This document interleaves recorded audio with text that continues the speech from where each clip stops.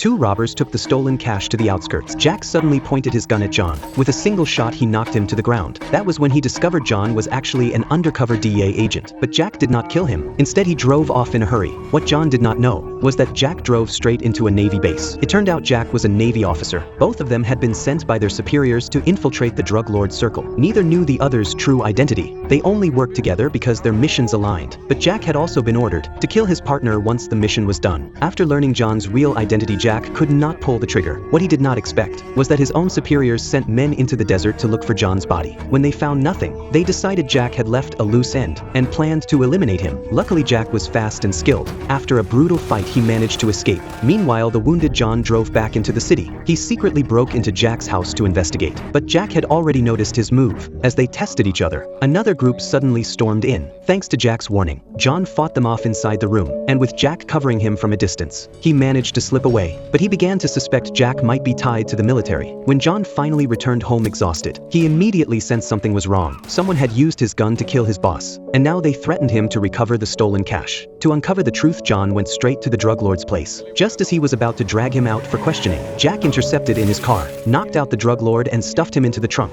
John quickly chased after him. In the desert, they fought through a violent car chase until both cars collided and ground to a halt. Then they brawled hand to hand, fighting until both were spent. Only then did they confess their true identities and agreed to team up to find out who was behind it all. From interrogating the drug lord, they learned the money they stole actually belonged to the CIA. The drug lord had used CIA planes to smuggle drugs abroad. He kicked back a cut to the agency and then deposited the rest in the bank. Hearing this, Jack and John made up their minds. They would take down these corrupt men once and for all. Jack set up a plan using the money to pit the drug lord against the Navy. Meanwhile, the CIA arrived too, wanting their share. With all three enemies gathered, John drove up in a car full of cash. But the next second he hit the detonator and blew the vehicle sky high. In a storm of flying bills, all their enemies were wiped out at once. Because John had stashed away part of the cash beforehand, it was enough for him and Jack to live a life of comfort.